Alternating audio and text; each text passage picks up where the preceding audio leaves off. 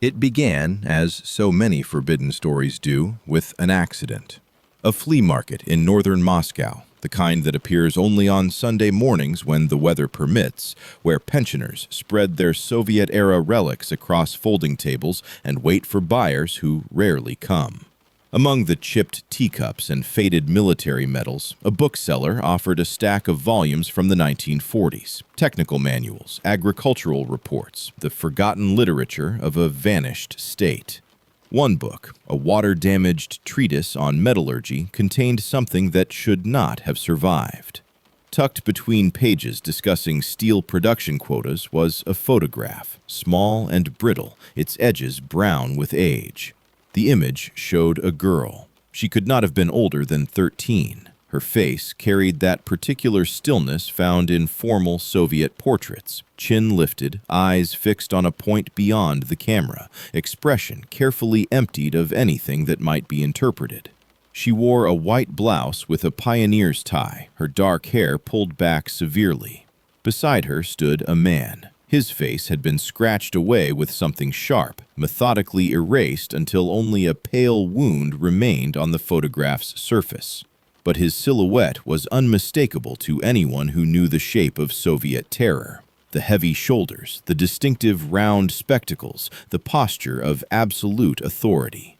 The photograph's reverse bore a handwritten date in faded ink, August 1941. Below it, two initials that meant nothing at first glance. The buyer, a historian from St. Petersburg who had spent decades researching Stalin's inner circle, recognized the silhouette immediately. He knew those glasses, that stance, the particular way the figure's left hand rested at his side. He had seen it in hundreds of official photographs, always positioned near Stalin, always watching. Lavrentiy Beria. The name that mothers once used to frighten children into obedience, the architect of the Gulag's expansion, the man whose private crimes remained classified decades after his execution. The historian attempted to trace the photograph's origins. The bookseller remembered nothing useful. The volumes had come from an estate sale, the belongings of a deceased widow in the Arbat district. Her name led nowhere. Her apartment had been cleared, her papers destroyed by relatives who wanted no connection to the past. Official archives yielded nothing. Inquiries to state institutions were met with polite refusals or silence. The photograph, it seemed, had emerged from a void and wished to return to it. But the historian could not let it go. Something in the girl's expression haunted him, not fear exactly, but a kind of resignation that seemed impossible in one so young. 3 months after acquiring the photograph, he received a phone call. The voice was female, elderly, speaking Russian with a faint Georgian accent. She did not identify herself. She asked only one question. Had he found the picture of the girl? When he confirmed it, there was a long pause. Then she said something that would change everything. She said the girl had survived. She said the girl had borne a child. And she said that child, now an old woman herself, was still alive, still living somewhere in Russia, still carrying a secret that the state had spent 80 years trying to bury. The line went dead before he could respond. He tried to trace the number, but it led to a disconnected payphone in Tbilisi. He waited for another call that never came, but the seed had been planted. Somewhere in the vastness of Russia, a woman existed who should not exist, the daughter of a monster and his youngest victim, living proof of crimes that official history insists never happened. Finding her would take years. It would require navigating a labyrinth of sealed records, false names, and deliberate forgetting. It would mean asking questions that powerful people preferred to leave unasked. But the historian had the photograph, and photographs do not lie. They only wait, patient and silent, for someone brave enough to listen to what they cannot say. To understand the photograph, one must first understand the man whose face was erased from it. Lavrentiy Pavlovich Beria was born in 1899 in the village of Merkuli, a speck of dust in the mountains of what was then the Russian Empire's Georgian periphery. His origins were humble, a peasant family, an unremarkable childhood, the kind of beginning that produces either forgotten lives or dangerous ambitions. Beria chose ambition. He rose through the revolutionary ranks with a cunning that impressed even Stalin, who recognized in the young Georgian a particular talent for the work that others found distasteful. By 1938, Beria commanded the NKVD, the Soviet secret police, and with that command came power that few in human history have ever possessed. He was not merely a bureaucrat of terror. He was its artist. Under his direction, the NKVD refined the machinery of state violence into something approaching industrial efficiency. The Gulag expanded, swallowing millions. The purges accelerated, consuming Stalin's enemies both real and imagined. Beria personally oversaw interrogations, signed execution orders by the thousand, and built a network of informants so vast that Soviet citizens learned to fear their own thoughts. His name became synonymous with the midnight knock, the black car waiting at the curb, the disappearance that left no trace. Yet within the Kremlin's walls, he was untouchable. Stalin's loyal executioner, too useful to discard, too dangerous to ignore. But Beria's official crimes, monstrous as they were, concealed something darker still. Among those who worked in his orbit, whispered stories circulated about his private appetites. Young women, some barely more than children, were said to be brought to his mansion on Kachalov Street in central Moscow. His personal driver later testified that he would cruise the streets searching for girls who caught the commissioner's eye. Some were released after their ordeal. Others vanished entirely, their families too terrified to inquire, their names erased from every record. The NKVD chief who terrorized a nation reserved his most intimate cruelties for those who could never fight back. The Soviet state, of course, acknowledged none of this while Beria lived. He remained a member of Stalin's inner circle until the dictator's death in 1953, attending the funeral with appropriately somber expression before immediately maneuvering for power. His ambitions proved fatal. Within months, his rivals arrested him, and by December of that year, he was dead, executed after a secret trial that remains controversial to this day. The official charges focused on treason and espionage, convenient fictions that avoided mentioning his sexual predations. Even in death, the state protected its own darkest secrets.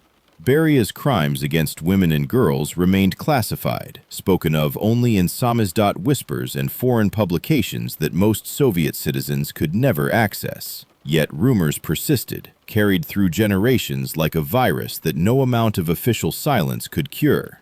Some of his victims, it was said, had become pregnant. The children born from these assaults posed an impossible problem for the Soviet bureaucracy, living evidence of crimes that could never be admitted. What happened to them? The archives offered no answers, or rather, they offered answers that no one was permitted to see.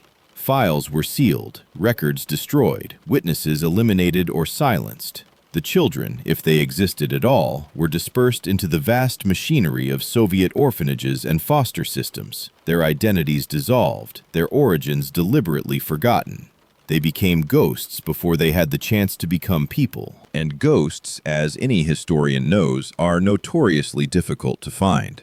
The Soviet Union's collapse in 1991 created a brief, chaotic window when secrets that had been guarded for decades suddenly became vulnerable. Archives that had been sealed since Stalin's time found themselves understaffed, underfunded, and overwhelmed by researchers desperate to document the truth before the door closed again. Foreign journalists arrived with dollars and determination. Russian historians, freed temporarily from ideological constraints, began excavating the buried crimes of their own state. It was during this frenzied period that fragments of Beria's hidden legacy first surfaced, not as a coherent narrative, but as scattered pieces of a puzzle that someone had deliberately shattered. In 1993, a British journalist named David Hartley gained access to a regional archive in Kazakhstan that had once processed transfers from Moscow's central orphanage system. He was researching the deportation of ethnic minorities during the Second World War, but what he found instead was something far more disturbing.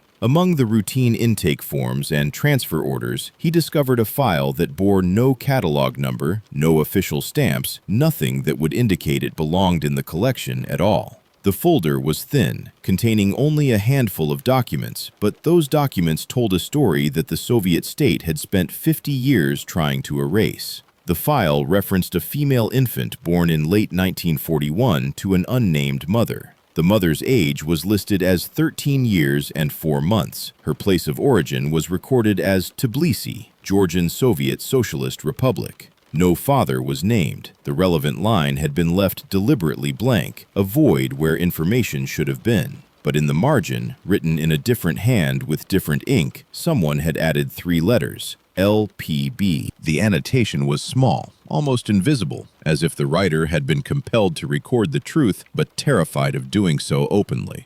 Hartley photographed every page, his hands trembling with the awareness of what he had found. The initials could mean only one thing. The file was documenting the disposal of evidence, not paper evidence, but human evidence. Additional documents in the folder outlined the child's journey through the Soviet system. She had been removed from her mother within hours of birth and transported to a facility whose name was redacted with heavy black ink. From there, she had been transferred twice more, each move taking her farther from Moscow, farther from anyone who might ask questions. The final transfer order, dated March 1942, sent her to an orphanage in a remote Kazakh settlement that existed primarily to house children who were never meant to be found. The paperwork was meticulous, bureaucratically perfect, and utterly soulless. A child had been erased with the same administrative efficiency that the Soviet state applied to railway schedules and grain quotas.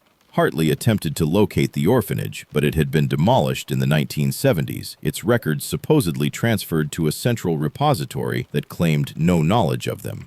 He reached out to Soviet-era officials who might have processed such files, but those who agreed to meet him offered only evasions and uncomfortable silences. One former administrator, an elderly woman living in Almaty, listened to his questions and then asked him to leave.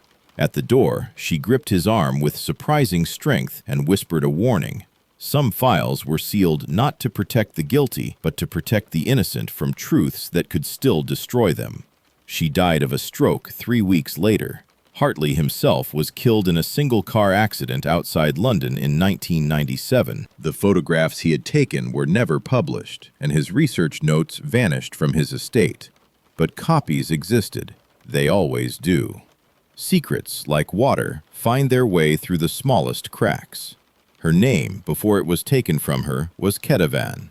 She was born in 1928 to a family that embodied the contradictions of Soviet Georgia. Her father, a rising party official who believed fervently in the socialist project. Her mother, a quiet woman from the old nobility who had learned to hide her origins beneath a veneer of proletarian simplicity. They lived in a comfortable apartment in Tbilisi's administrative district, surrounded by books and cautious optimism.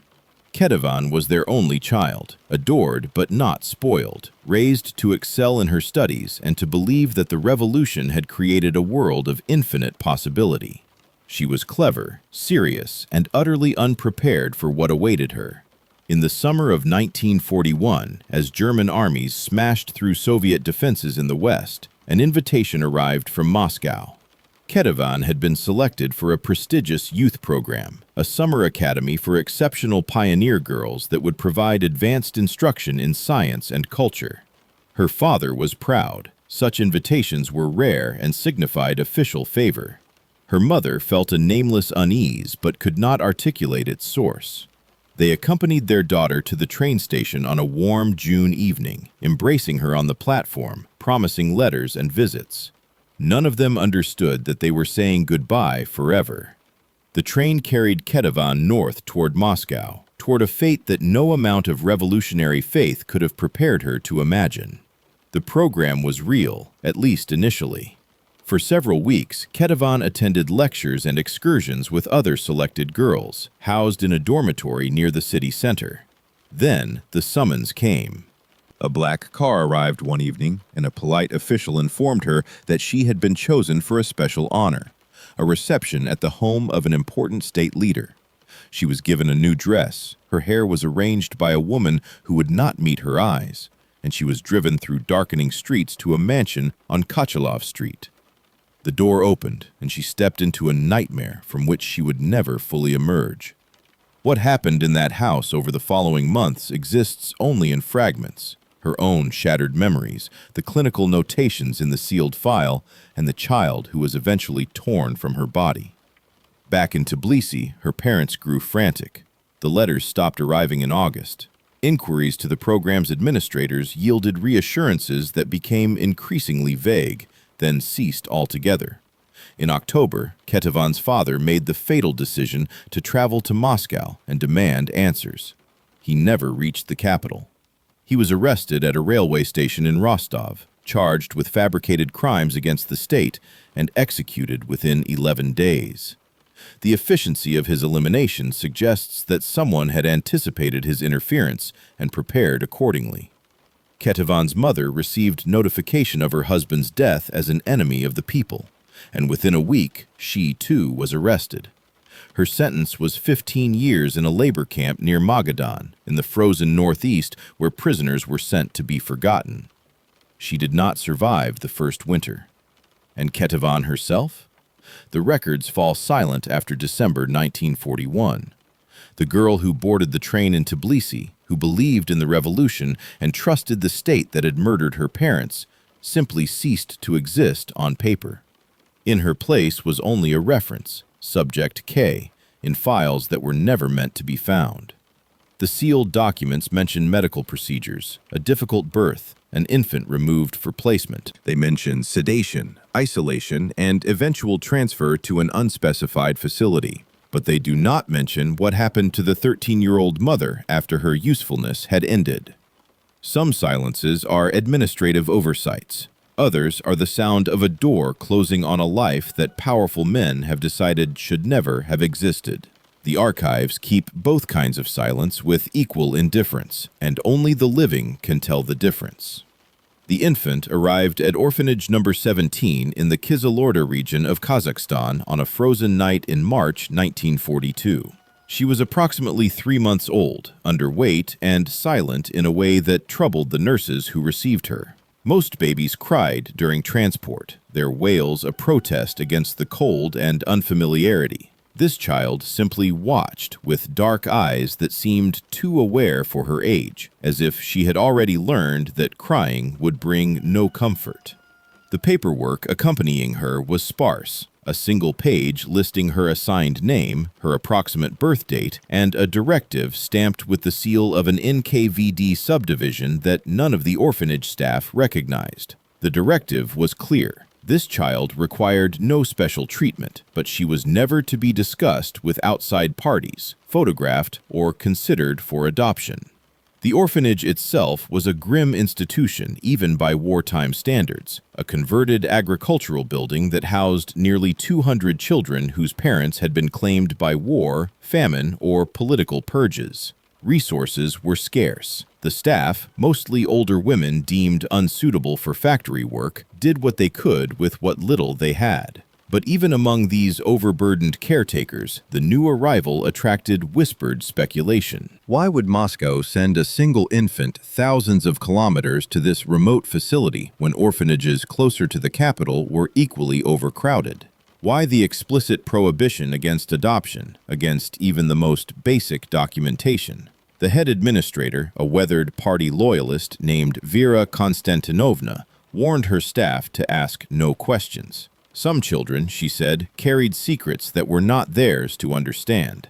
The girl was given the name Nadezhda Fyodorovna Sokolova, a deliberately common name, the Soviet equivalent of Jane Doe, designed to disappear into the vast anonymity of state records. She grew slowly, hampered by the malnutrition that afflicted all the orphanage's charges, but she proved surprisingly resilient. By age 3, she could recite the alphabet. By 5, she was reading fluently, consuming whatever tattered books the orphanage possessed with a hunger that her caretakers found almost unsettling. She asked questions constantly about Moscow, about her parents, about why she was different from the other children. The staff deflected with practiced vagueness, but the child sensed their discomfort. She learned early that some questions were dangerous and that the absence of answers was itself a kind of answer. Twice during her childhood, men from Moscow arrived unannounced to observe her. They wore civilian clothes but carried themselves with the rigid bearing of officials accustomed to obedience. They examined her medical records, watched her in the classroom through a window, and spoke quietly with Vera Konstantinovna in her office for hours. The other children noticed these visits and began to avoid Nadezhda, sensing that proximity to her might attract unwanted attention. She became isolated, befriending only the orphanage's stray cats and the books that asked nothing of her in return. After each visit, she would find small improvements in her circumstances: an extra blanket, a newer coat, books that had not been available before. Someone was watching over her, though whether as protector or jailer she could not determine. At 18, she was released from state care with a new internal passport, a work assignment at a textile factory in a provincial city, and a final warning from the orphanage's last surviving administrator. The old woman, by then nearly 80, pressed an envelope into Nadezhda's hands and told her never to open it, never to seek her origins, never to speak of the orphanage or the visitors from Moscow.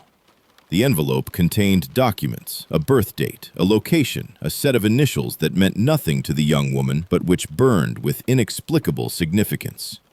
Nadezhda promised to forget, to bury the envelope and live the ordinary life that the state had constructed for her. She kept that promise for nearly 40 years, but promises made to the dying have a way of dissolving when the dead can no longer enforce them, and the questions she had carried since childhood only grew heavier with time. She lives today in a city whose name she has asked us not to publish, in an apartment block indistinguishable from 10,000 others scattered across the Russian provinces. The building dates from the Khrushchev era, 5 stories of prefabricated concrete panels that have weathered into a uniform gray, their balconies cluttered with the accumulated debris of ordinary lives. Her apartment is on the 3rd floor, reached by a stairwell that smells of cabbage and cigarette smoke and the particular mustiness of spaces that have absorbed decades of human habitation. The door is reinforced with a second lock installed sometime in the 1990s, when crime surged and trust collapsed along with the Soviet state.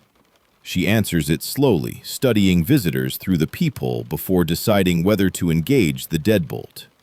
Nadezhda Fyodorovna is 78 years old, though she looks both older and younger than that number suggests. Her face is deeply lined, carved by years of factory work and Soviet winters, and a grief that never fully healed. But her eyes retain a startling sharpness that contradicts her frail frame. She moves carefully, one hand trailing along furniture for balance, yet her voice remains strong and her memory ferociously precise. She remembers dates, names, the exact wording of documents she read only once decades ago. She remembers the faces of the men who came to observe her at the orphanage, the smell of Vera Konstantinovna's office, the texture of the envelope she was told never to open. Some memories, she explains, become more vivid with time rather than less. They are wounds that refuse to scar.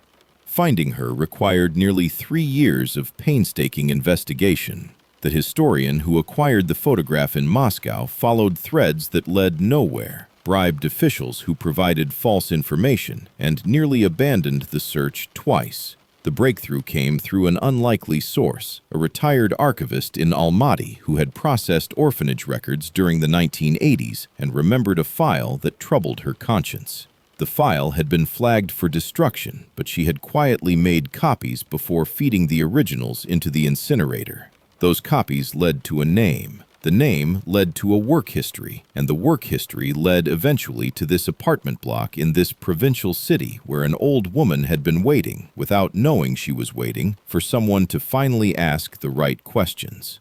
The first contact was made through an intermediary, a local journalist who specialized in Soviet-era investigations and who understood the delicacy required.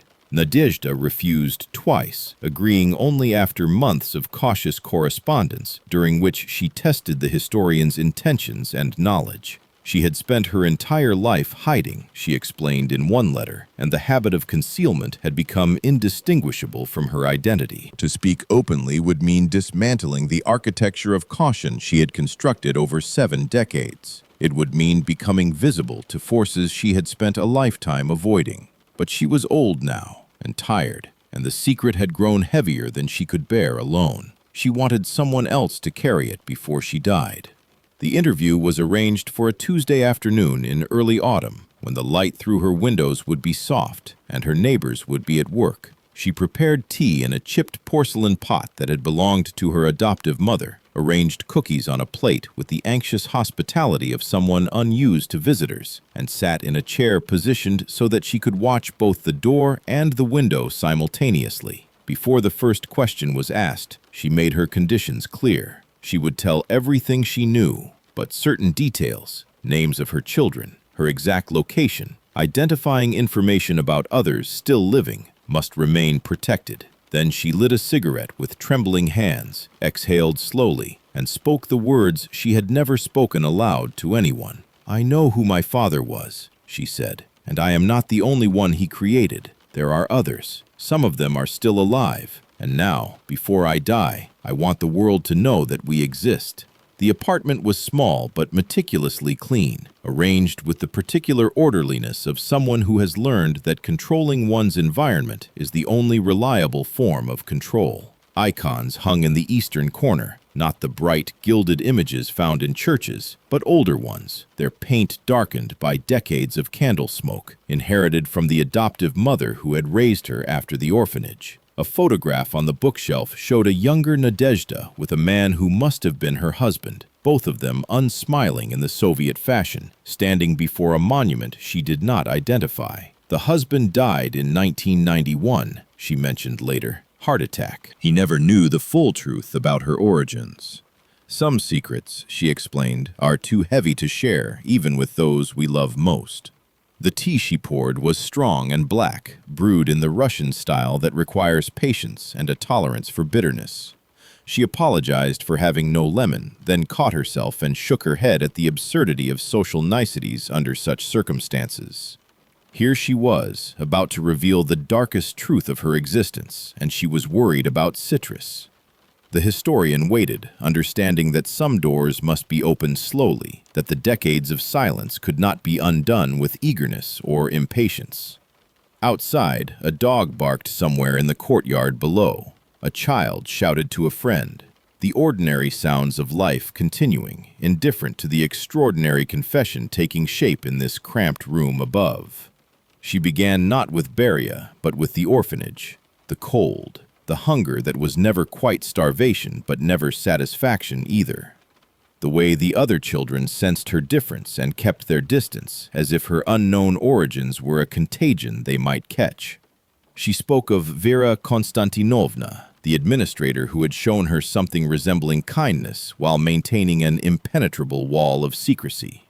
She described the visitors from Moscow, always men, always watching, never explaining. One of them, she recalled, had looked at her with an expression she only understood decades later: guilt. Not for what he had done, but for what he was complicit in concealing. He had seen a child erased and had said nothing, done nothing, because silence was the price of survival under Stalin. The envelope came next. She retrieved it from a hiding place she would not disclose, a yellowed rectangle that had survived 6 decades of moves and upheavals. Inside were 3 documents: a birth record listing her date and location of birth but no parentage, a transfer order bearing stamps she had eventually learned to identify as NKVD subdivision codes, and a single sheet of paper covered in handwriting she did not recognize.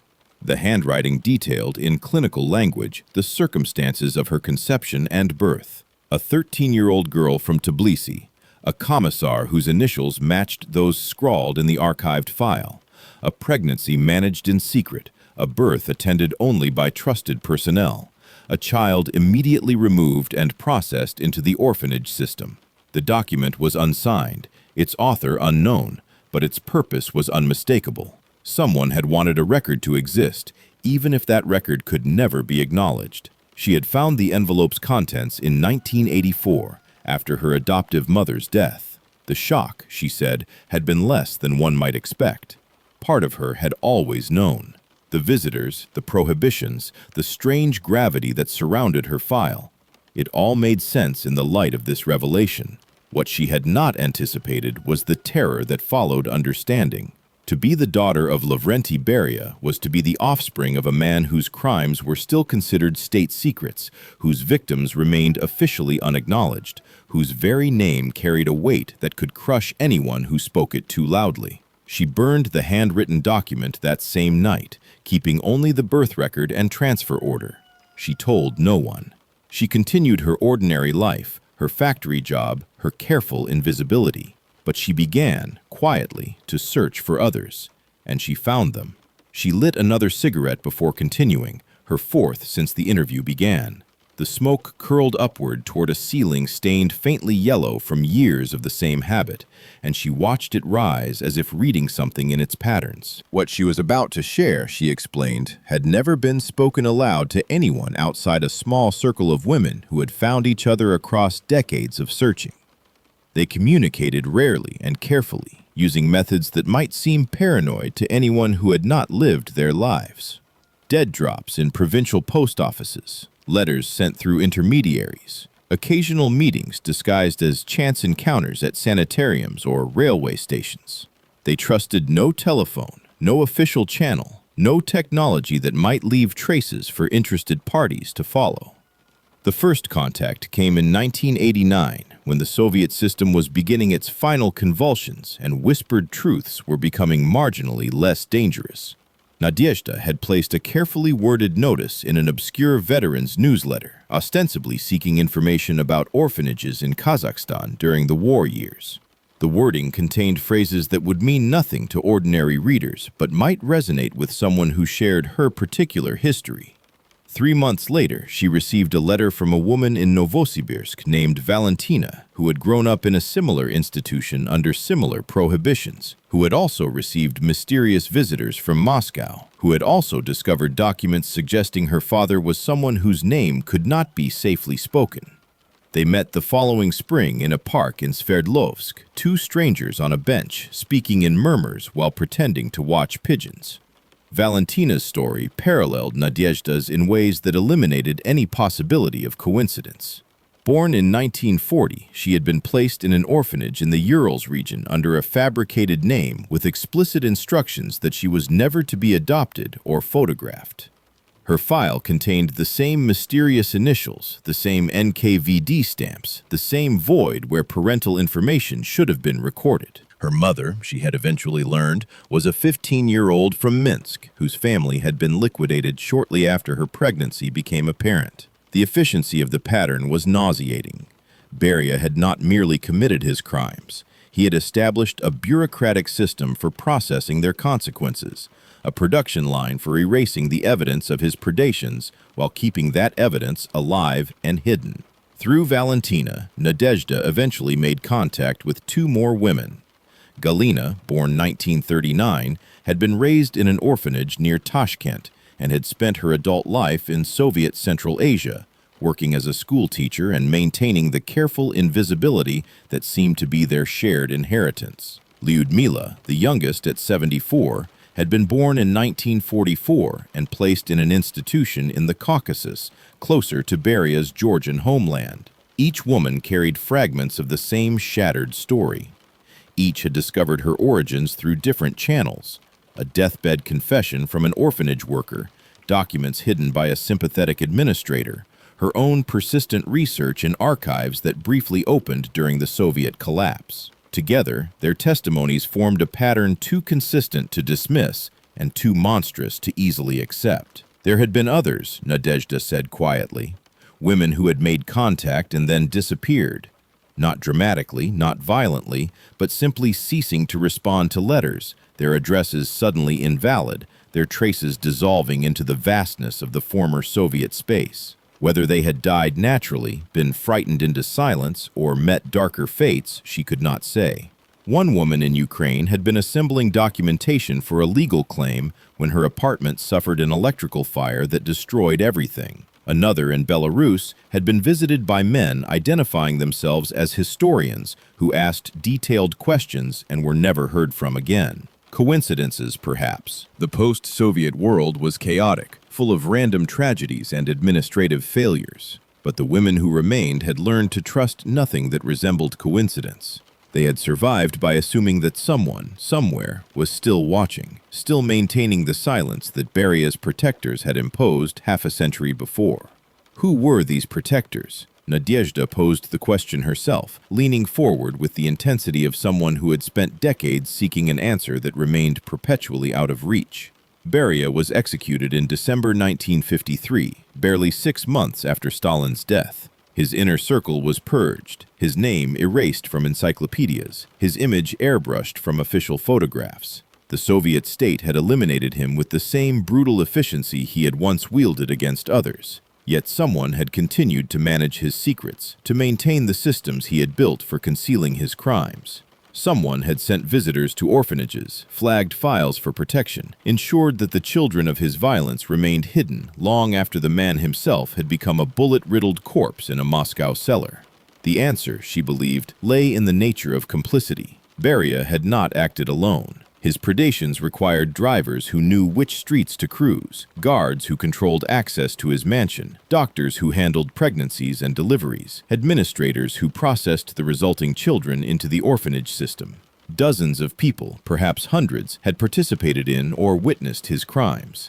After his fall, these individuals faced an impossible calculation. To reveal what they knew would be to admit their own involvement, to implicate themselves in acts that could bring imprisonment or execution. Silence was not merely loyalty to a dead master, it was self-preservation. And so a conspiracy of silence formed, not through explicit coordination, but through the shared understanding that everyone's safety depended on no one speaking. Some of these guardians had occupied positions of surprising influence in the post-Stalin era. Nadezhda had identified at least 3 names through her research, men who had served in Beria's personal staff and who later rose to middle-ranking positions in the KGB and its successor agencies. They were never senior enough to attract scrutiny, never prominent enough to warrant investigation, but they were placed precisely where they could monitor sensitive files and flag potential exposures. One had worked in the archival division until his retirement in 1982.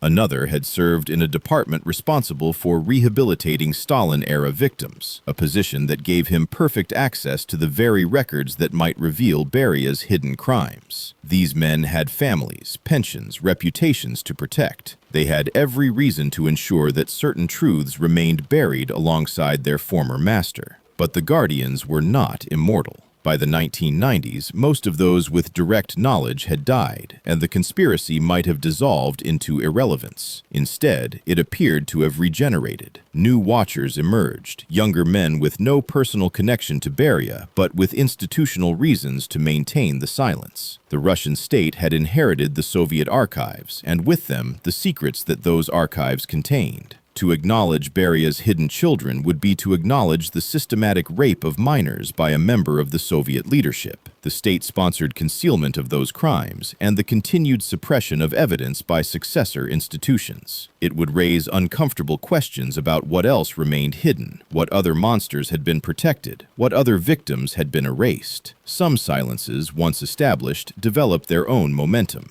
They become easier to maintain than to break. Nadezhda had received warnings throughout her life, she revealed. The first came in 1971, a typed letter with no return address advising her to abandon any inquiry into her origins. She had not been making inquiries at the time, which meant someone was watching her preemptively, anticipating the questions she might one day ask. Similar letters arrived in 1985 and 1998, each phrased differently but carrying the same message. Forget, remain silent, do not seek what cannot be safely found. The most recent had come in 2015, after she had made contact with a journalist who was researching Beria's legacy. That journalist had subsequently abandoned his project without explanation, citing personal reasons. Nadezhda did not know who sent the warnings, whether they came from government sources or private individuals with their own reasons for maintaining the silence. She knew only that even now, even with Beria dead for over 70 years, someone still considered his secrets worth protecting. And that knowledge, more than anything else, had convinced her that her story needed to be told before she joined the silence permanently. The question that haunts every investigation of this nature is deceptively simple. How do we know any of this is true? Nadezhda had anticipated this challenge long before the interview began. She understood that her story, however compelling, could be dismissed as the fantasy of a lonely woman seeking significance in her unremarkable origins. She understood that conspiracy theories flourish in the spaces where documentation fails, and that the absence of official records could be interpreted as evidence either of concealment or of fabrication. She had spent years assembling what proof she could, knowing that certainty would remain forever out of reach, but hoping that accumulation might substitute for the single irrefutable document that did not exist.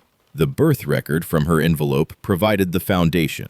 Though it listed no parents, it bore stamps and formatting consistent with NKVD administrative procedures of the early 1940s. A forensic document examiner in Germany, consulted through intermediaries, had confirmed that the paper composition, ink chemistry, and typewriter font matched materials used in Soviet government offices during the specified period. The document had not been fabricated recently. Whatever its origins, it was genuinely old. The transfer orders told a similar story. Their bureaucratic language and institutional codes verified against known examples from the Soviet orphanage system. Someone in 1942 had created these papers for a real infant, and that infant's file had been handled with protocols reserved for sensitive cases requiring special discretion. But documents can be forged, even old ones, and Nadezhda knew that her most persuasive evidence would need to be biological. In 2012, she had arranged for DNA testing through a private laboratory in Western Europe, using samples provided under pseudonyms to prevent identification. The results were necessarily incomplete. She had no direct sample from Beria himself for comparison, but they established several significant findings. Her paternal lineage showed genetic markers strongly associated with Georgian ancestry, specifically the Mingrelian ethnic group from which Beria's family originated. Her maternal line traced to the Caucasus region as well, consistent with the documented Georgian origin of the 13-year-old girl identified in the sealed file. The genetics could not prove that Beria was her father, but they were entirely consistent with that possibility and inconsistent with the Russian parentage her fabricated identity had implied. Corroboration came from unexpected sources. After the interview was arranged, the historian obtained copies of photographs from Beria's personal archive, images seized after his arrest and held in classified collections that had been partially digitized in the 2000s. Among these was a photograph of a young girl matching the description of Ketevan, the Tbilisi victim, taken at what appeared to be a formal reception. The girl's features bore a resemblance to Nadezhda's own childhood photographs that was difficult to attribute to coincidence. More significantly, handwriting analysis of the marginal notation in the sealed file, the three letters LPB, matched samples from a senior NKVD officer who had served in Beria's personal secretariat and who had processed sensitive documents related to the commissar's private affairs. The analyst concluded with high confidence that the same hand had written both samples, meaning someone in Beria's inner circle had annotated the file with what could only be understood as an attribution of paternity. Nadezhda presented this evidence without triumph, arranging the photographs and reports on her kitchen table with the weary precision of someone who had long since exhausted any satisfaction in being believed. The proof was circumstantial, she acknowledged. A determined skeptic could find alternative explanations for each individual element, but taken together, the pieces formed a pattern whose coherence was difficult to dismiss. Here was a child born in the right time and place, processed through systems designed for concealment, carrying genetic markers consistent with the alleged father, resembling both her documented mother and the other women who had emerged from the same shadowed origins. At some point, she said quietly, the accumulation of coincidences must be recognized for what it is. Not proof beyond doubt, such proof had been deliberately destroyed generations ago, but proof beyond reasonable denial. The question was no longer whether her story was true. The question was what would be done with that truth now that it had finally been spoken aloud. Why, after all these decades, does the silence persist? The Soviet Union collapsed more than 30 years ago. Beria has been dead for over 70 years, his crimes acknowledged in countless histories, his reputation irredeemable. The witnesses who might have faced prosecution are themselves long dead. What possible purpose could continued concealment serve? Nadezhda had pondered these questions for years, and her conclusions were more troubling than the silence itself. The secret endured, she believed, not because of what it revealed about the past, but because of what it implied about the present. To acknowledge her existence would be to admit that the Russian state had inherited not merely Soviet archives, but Soviet methods of suppression, and had chosen to maintain them. The archives that might confirm everything remain classified under laws that extend secrecy indefinitely. Researchers who request files related to Beria's personal affairs are informed that no such files exist, or that they have been lost, or that access requires permissions that are never granted. The pattern of denial is too consistent to be accidental. Someone with authority continues to flag these requests, continues to ensure that certain drawers remain locked, certain questions unanswered. The individuals making these decisions may not even know the full truth of what they are protecting. Bureaucratic secrecy develops its own inertia. Categories of classification outlive the reasons for their creation. But ignorance does not equal innocence. To maintain a system of concealment is to share responsibility for what that system conceals. There are also living interests to consider, Nadezhda noted with careful understatement. Beria's network of complicity extended through families and generations. The guards, drivers, doctors, and administrators who enabled his crimes had children and grandchildren, some of whom occupy positions of influence in contemporary Russia. To expose the full truth would be to expose their ancestors' participation in monstrous acts, to taint family legacies that have been carefully laundered over decades. These descendants may not consciously conspire to suppress the truth, but they benefit from its suppression and would suffer from its revelation. In a society where connections matter and reputation is currency, the incentive to preserve comfortable fictions remains powerful long after the original criminals have turned to dust. The victim's descendants face different but equally complex calculations.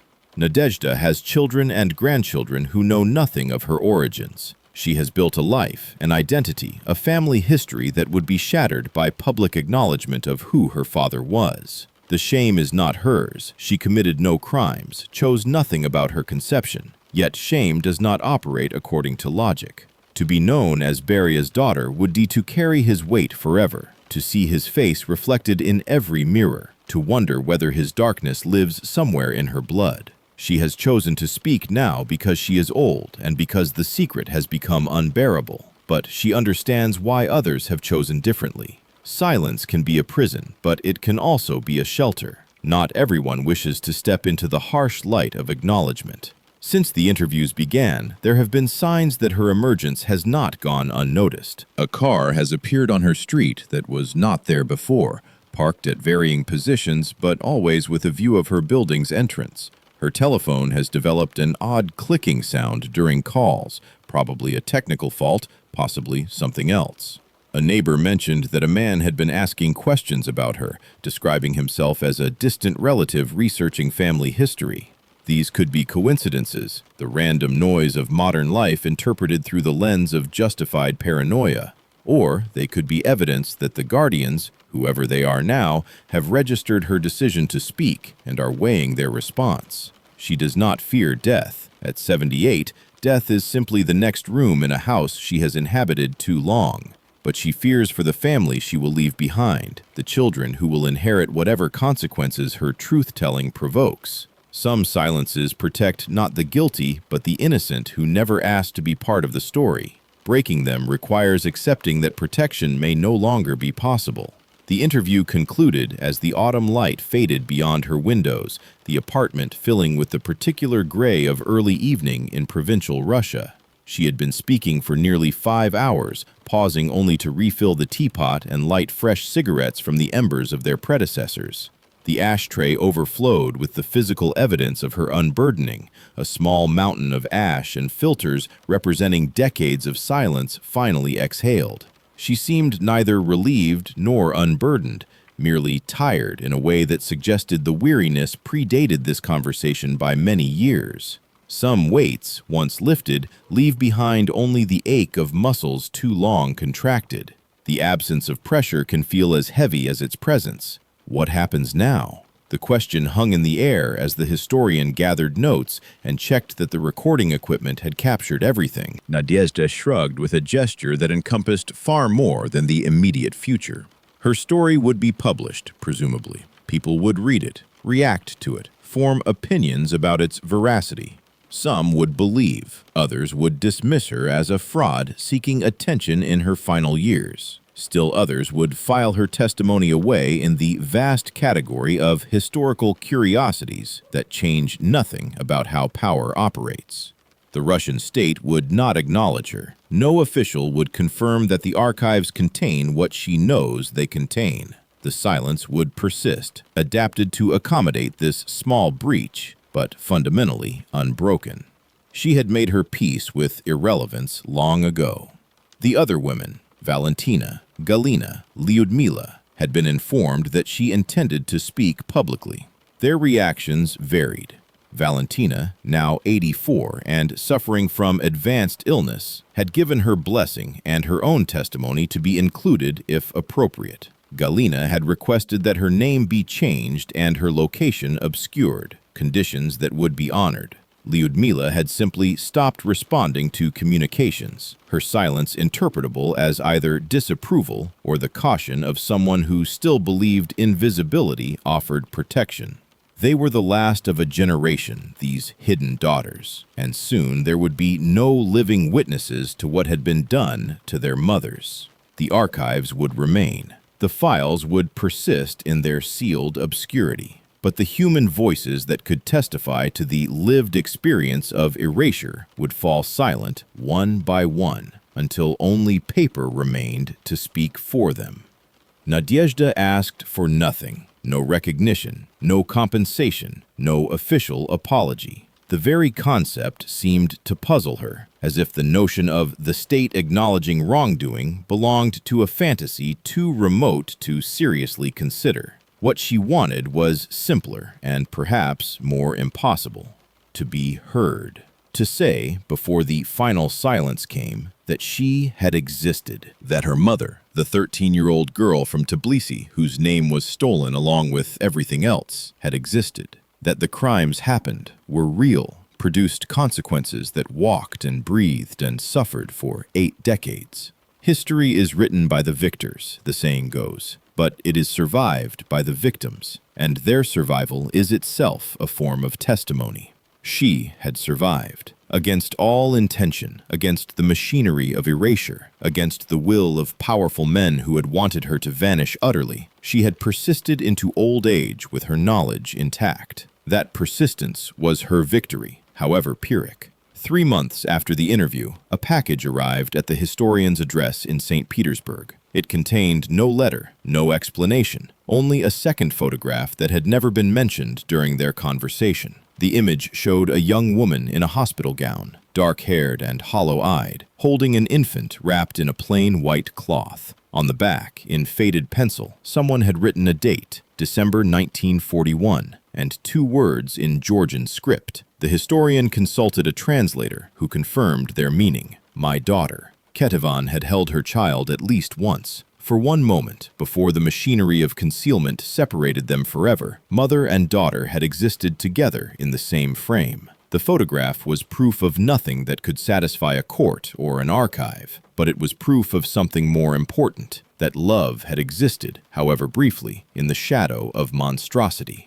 Nadezhda did not respond to requests for a follow-up interview. The intermediary who had facilitated the original contact reported that she had fallen ill shortly after the historian's visit, her health declining rapidly, as if the act of speaking had exhausted some final reserve. She died in January of the following year, in the same apartment where she had broken her silence, surrounded by the family who had only recently learned the truth of her origins. Her children, the historian was told, had reacted with shock but not rejection. They had held her hands and told her that her father's crimes did not define her, that she was still their mother, still the woman who had raised them with love in spite of everything. She had wept then, for the first time in the historian's knowledge, not from grief, but from the unexpected gift of acceptance she had never believed possible.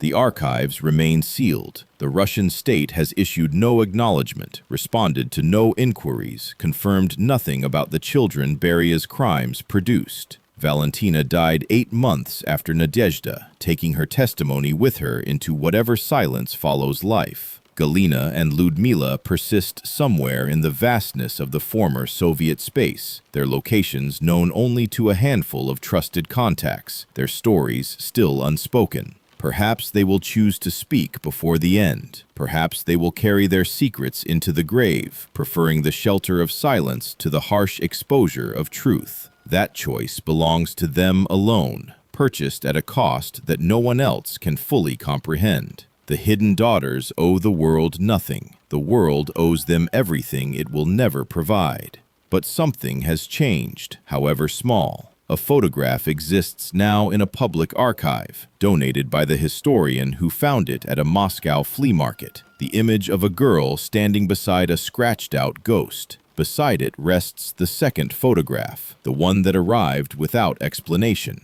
A mother holding her daughter for the first and last time. They hang together in a small exhibition room, accompanied by a plaque that tells an abbreviated version of the story you have just heard. Visitors pause before them, some skeptical, some moved, all confronted with a truth that official history prefers to ignore. The silence persists, yes, but it is no longer absolute. Cracks have appeared in the wall that powerful men spent 70 years constructing. Light seeps through, however faintly, and somewhere in an unmarked grave in a provincial Russian cemetery, an old woman rests who wanted only one thing before she died: to be heard. She was heard. And now, so have you. The final moments of the interview return unbidden. Nadezhda at the door of her apartment, pausing with her hand on the frame, looking back at the life she had built atop a foundation of enforced forgetting. The icons in the corner, the photograph of her husband, the teacup still steaming on the table where she had unburdened herself of 8 decades of silence. Then her voice, quiet but unwavering, speaking words that require no elaboration, no analysis, no historical context to understand. "He is dead," she said. "They are all dead. The ones who did this, the ones who hid it, the ones who watched and said nothing. But I am still here, and now you know." The door closed, the lock clicked, and a story that should have been erased from history finally found its way into the light, carried by the voice of a woman who was never supposed to exist. If this story moved you, if you believe that voices like Nadezhda's deserve to be heard even when powerful forces prefer silence, then I ask 3 things of you. First, explore the other stories on this channel. There are more hidden chapters of Soviet history waiting to be uncovered, more truths that official narratives have tried to bury. Second, share your thoughts in the comments below. Do you believe her story? What questions remain unanswered for you? Your perspective matters, and every comment helps carry these testimonies further into the world. And third, if you found value in what you heard today, leave a like. It costs nothing, takes only a moment, but it ensures that stories like this one continue to reach those who need to hear them. The silence has lasted long enough. Help us break it.